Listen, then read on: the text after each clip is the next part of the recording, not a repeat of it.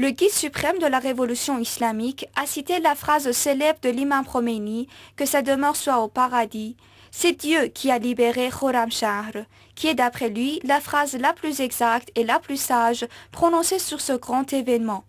Car c'était le pouvoir de Dieu Tout-Puissant qui s'est en effet manifesté dans les âmes et la volonté ferme des combattants de l'islam lors de l'opération Beit al-Muqaddas,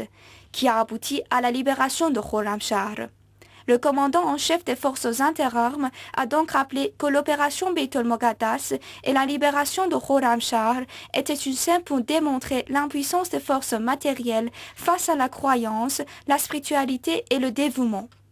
Ceux qui se sont dressés devant le peuple iranien et qui étaient à cette époque les soutiens de l'ennemi de ce peuple sont aujourd'hui aussi incapables de confronter cette nation, qui s'appuie sur la foi, la préservation et le sacrifice, a souligné le guide suprême de la révolution islamique. Il a aussi ajouté, par leur campagne d'intoxication, les ennemis du peuple iranien s'efforcent constamment de falsifier les vérités alors qu'ils se trouvent eux-mêmes à l'origine de l'insécurité et des crimes. Et dans la plupart des régions du peuple iranien, ils échoueront aujourd'hui encore, tout comme en 1982 face à cette nation croyante, a ponctué l'honorable Ayatollah Khamenei.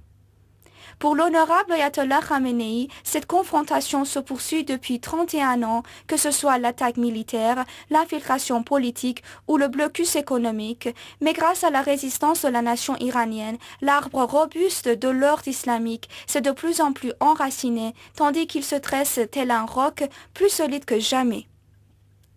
Avant le discours du guide suprême de la révolution islamique, le général Mohammad Ali Jafari, commandant en chef du corps des gardiens de la révolution islamique, a mis l'accent sur la disponibilité des pastorans pour défendre la révolution islamique et accomplir leurs devoirs révolutionnaires. Par ailleurs, le guide suprême de la révolution a décerné des récompenses à un nombre de professeurs, d'entraîneurs de commandants et d'étudiants de l'université Imam Hossein.